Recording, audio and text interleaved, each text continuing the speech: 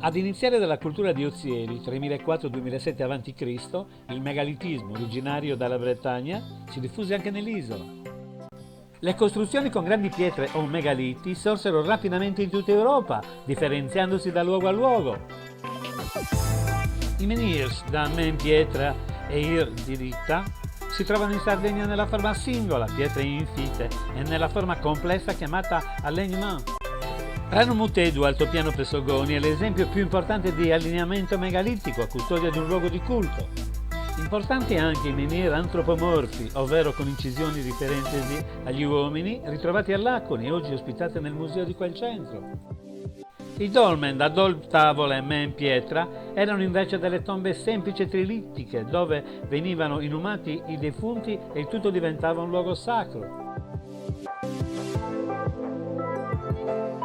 I dolmen venivano circondati da una serie di pietre come un recinto, forse inviolabile, che veniva riempito di terra così da formare un tumulo. Le stele menhir di Laconi sono importanti anche per l'antropomorfismo che questi protosardi hanno espresso con le incisioni.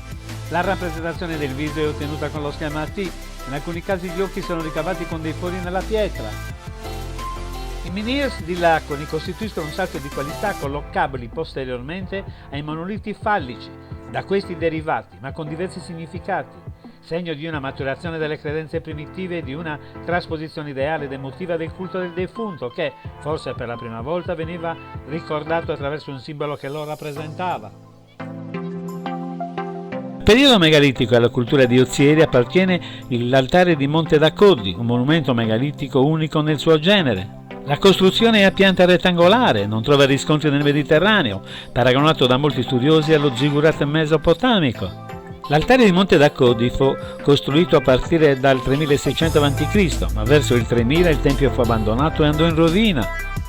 Però quel popolo autoctono superò le difficoltà e rimase forse sempre legato a quel luogo sacro, perché intorno al 2008 a.C. il vecchio altare venne completamente ricoperto da un colossale riempimento, costituito da strati alternati di terra.